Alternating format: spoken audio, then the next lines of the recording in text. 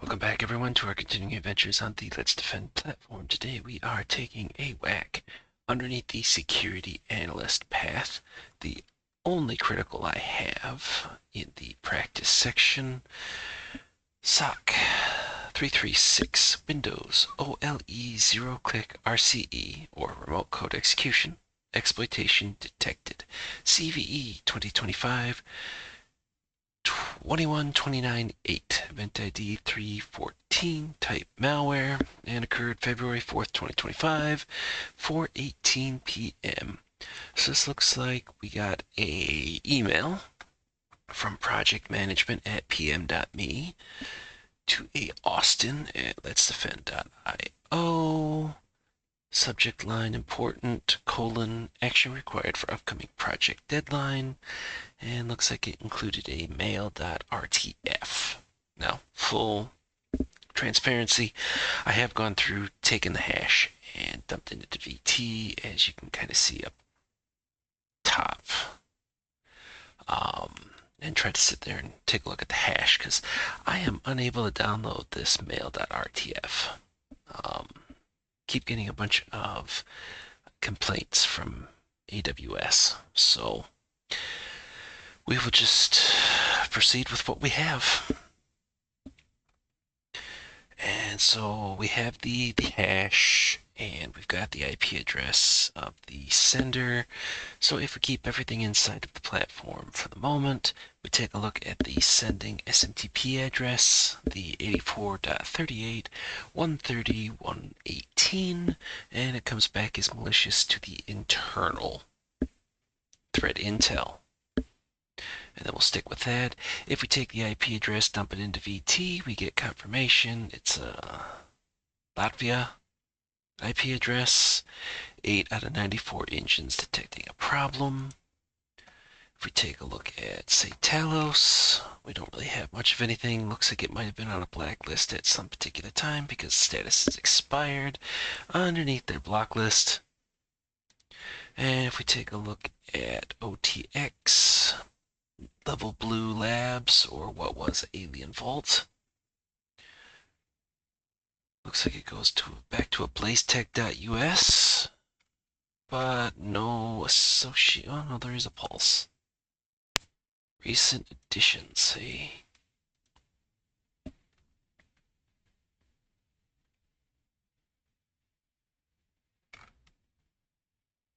Oh, 144,953 entries in this feed, or pulse. Yeah, no. Okay, so we go to the big thing. Here's the actual RTF inside virus total. 25 out of 61 engines pick it up. Fairly well detected as an exploiting CVE-2025-21298.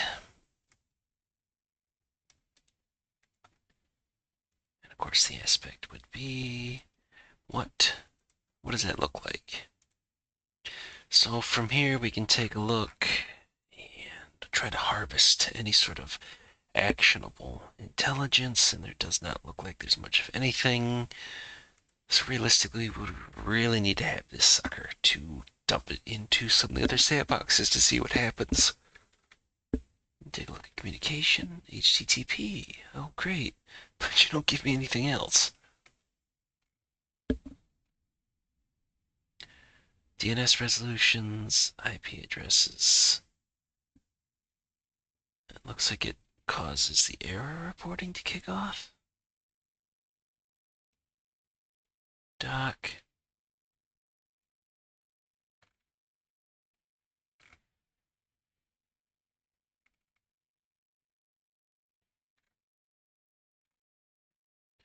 Okay, so is there anything here we can effectively really use? And sadly, I am not seeing a whole heck of a lot. It's like Windward opens it up. We got ping, find, IP config, so could be something left over to go through and like do recon on a system. Maybe like smash and grab. What is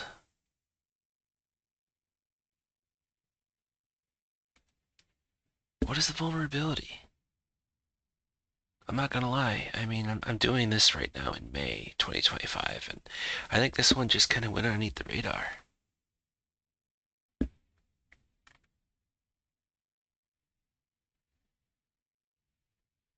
Read email messages in plain text.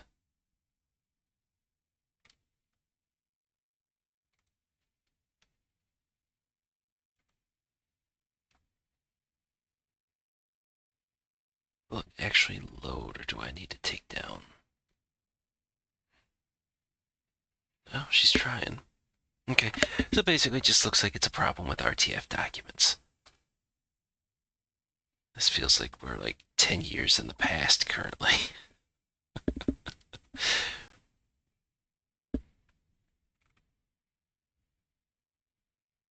Okay, in an attack scenario.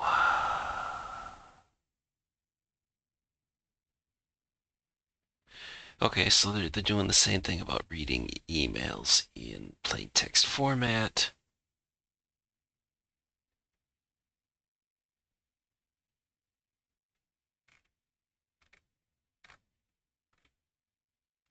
It looks like it covers everything there. So then what was remediation? Just like patch?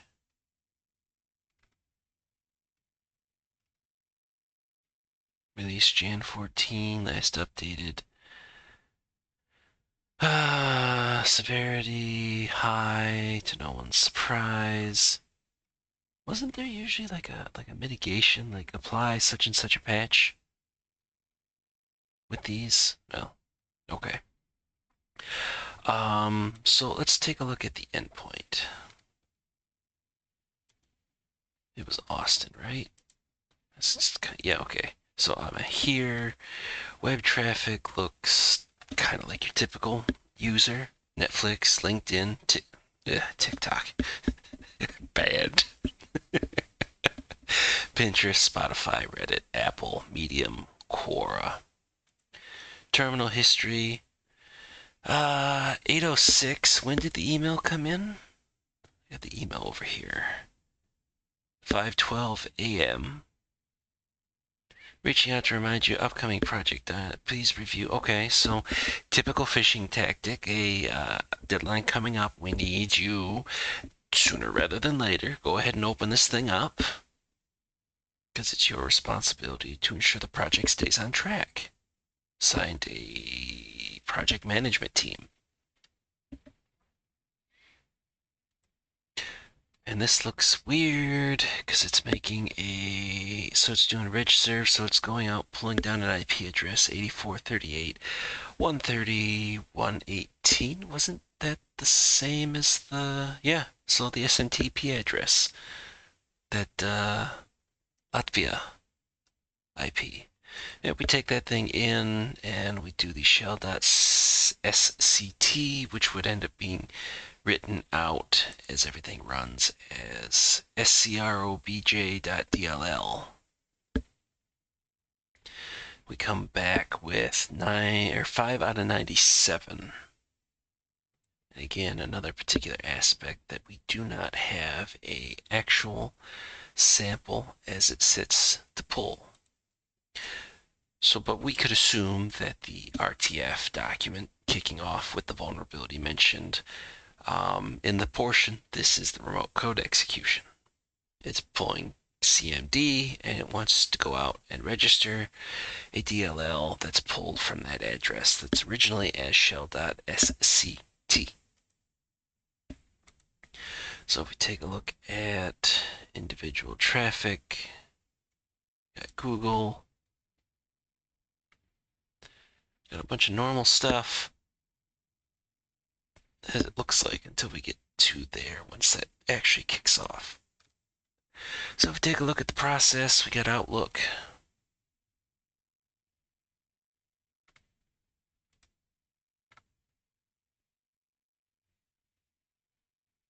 Underneath Austin, we got Outlook. We got Explorer. We got Outlook again. Here we go, and here's the stuff as it kicks off. So this must be when they actually looked at the email itself. We see the command line referenced. We see CCMD going through and registering this particular aspect. We get Explorer, SVC host, we get Notepad.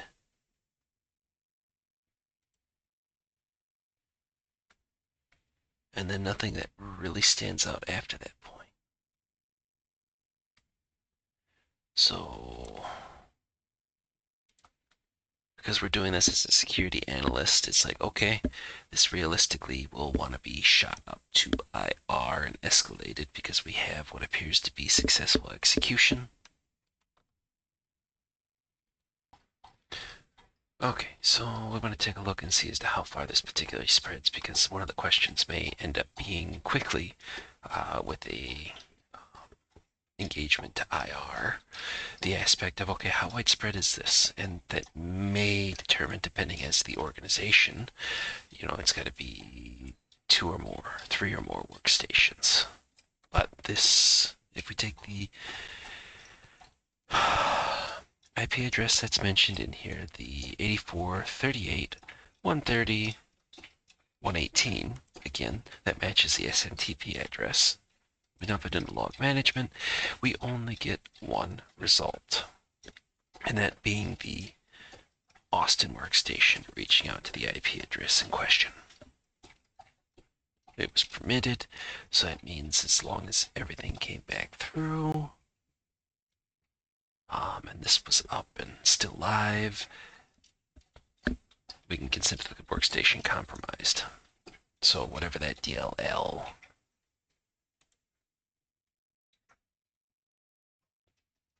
scrobj.dll is or does is kind of now the big question.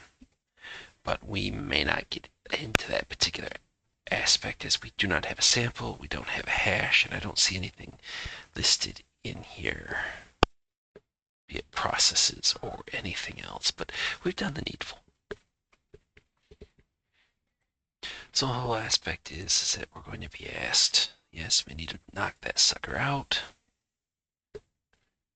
So we've submitted for deletion. We've confirmed that we don't have the info anywhere else. So then what we'll do is we'll take ownership.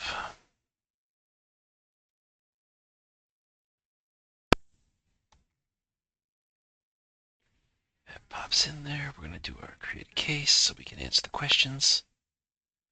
We're going to start the playbook.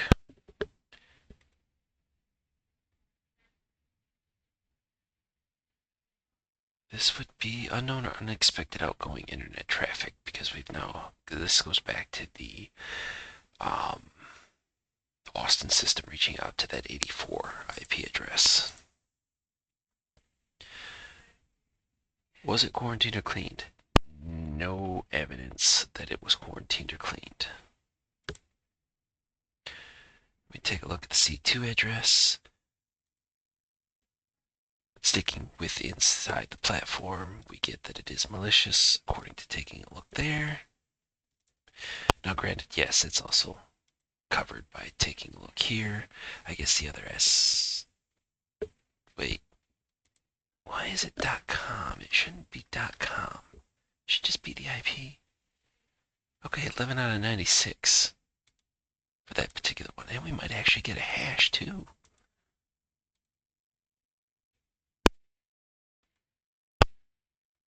Or maybe not. Activity related to Sliver. A C2. So wait. .com. We go to log.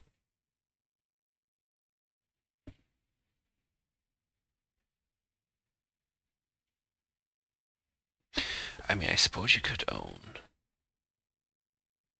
118.com, and you just did a couple of subdomains. I think that's a mistake, though. threat intel is specifically for the IP address. So I think they just forgot to take the COM off in this particular example, because realistically you're not going to see a 4-octet IP address.com.net.org. It's just going to be the 4-octet IP address. So it's a little bit of don't look over here. Anyways, okay, so we've got all that. We don't get in or anything else to fall back to, but we have enough that corresponds that, yeah, this IP address is dirty. Someone requested a C2.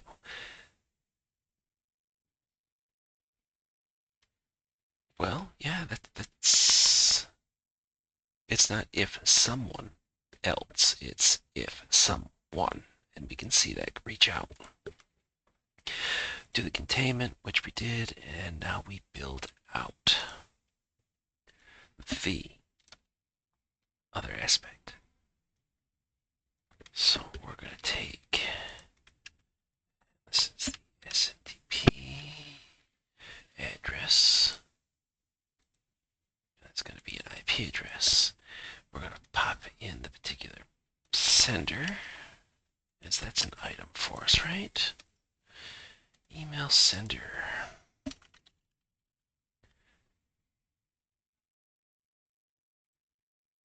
we're going to do pm.me, and that's going to be sender domain. Sender domain. We're going to pop this through, and then we're going to do MD5 hash, because we at least have that of the attachment. Back to the virus total aspect.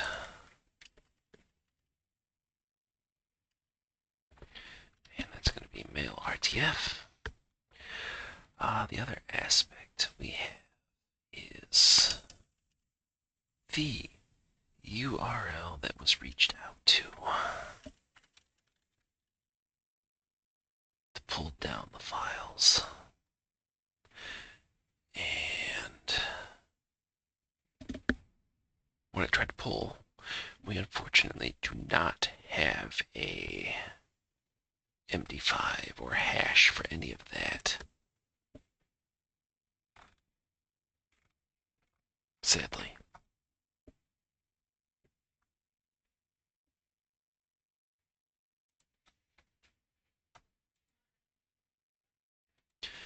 I don't suppose it'd be... Okay, so there's that Blaze tech that was there, but then nothing else. So it doesn't look like it managed to catch a sample.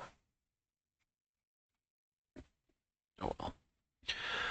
So that's effectively what we have, right? We got an IP address. We've got the URL. I guess the other aspect. Well, yeah. We've got the URL. We got the MD5 of the thing that we have. We've got the email details. Yep.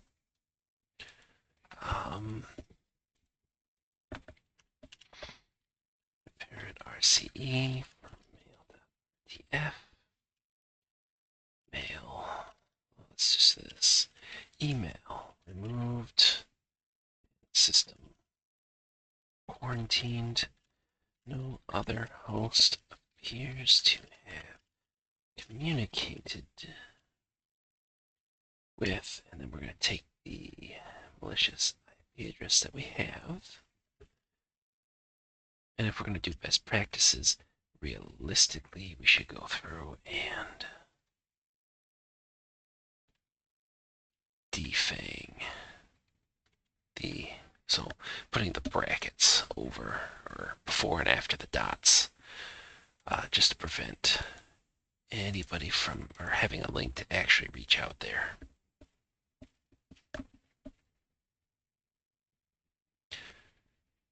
No, there was space. We lack the details.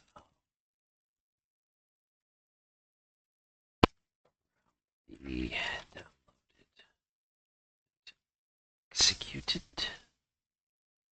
question mark. That was what, scroll. Scrub. That was downloaded from, and we're just gonna take it again and pop that in there. We're gonna fix the spelling mistakes.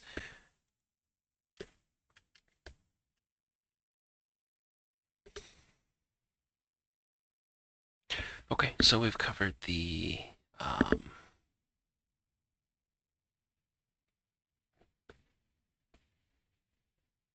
so email, the what, apparent RCE from the RTF that was there, and the after effect was system quarantined and no other system communicated with the IP address, and then denoting that we are missing details around the mentioned shell.sct that becomes rewritten and downloaded as a DLL. All right, let's finish the playbook.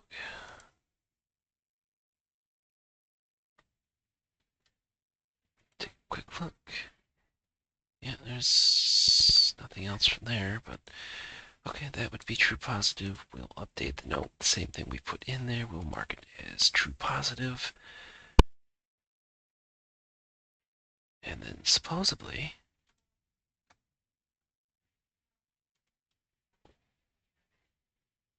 okay, we apparently got it all correct. There is a community walkthrough apparently. On Medium, of all things. Hooray. Okay, yeah. So did they have any better luck?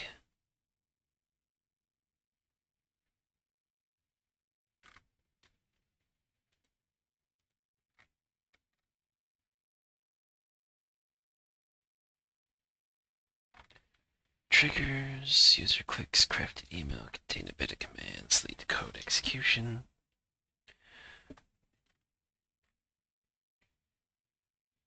So they take the hash and do the portion in there. Okay, they did one better. They took the hash and dumped it into Talos and X-Force. And they did go through and confirm in the internal threat intel. They confirmed that it was the email was allowed and delivered. They checked Austin. Then they see the whole aspect of Outlook, and then cmd.exe with the IP address, and then reg svr32. And they get the same exact aspect. And then they did the search for the 84 address in log management. They find only the one event for everything to reach out.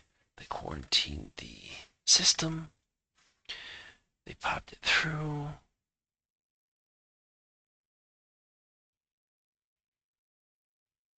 Okay, I suppose I could see that too. Define threat indicator. So if we go strictly on the alert, yeah, it probably should have been other. But realistically, after investigating, this really was.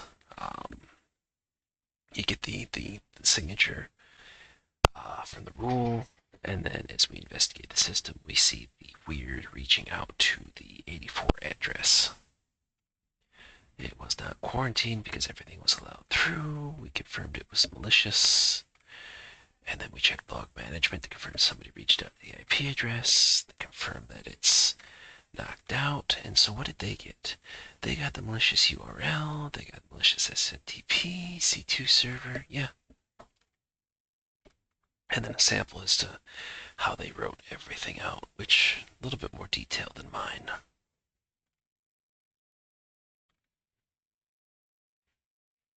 And then they have everything popped out in terms of a timeline, recommendation, yeah.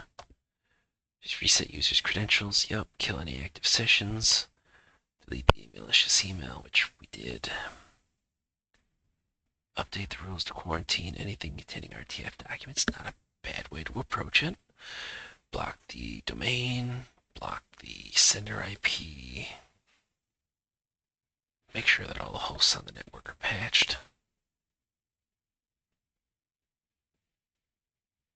And then the forensic investigation, but that would be more IR, or if they've got a dedicated forensics person. Feasible, re-image the host, and then monitor for anything else. But yeah, so that's everything that's through there. So, and then OffSec blog is mentioned in regards to that. So I might have more information, but so there we go. Full marks on SOC 336, Windows OLE, zero-click RCE Exploitation detected. CVE-2025-21298. EventID 314, type malware. From February 4th, 2025, 4:18 p.m. I'll get links and everything else like that dumped into the video description. And then I will see everybody in the next video.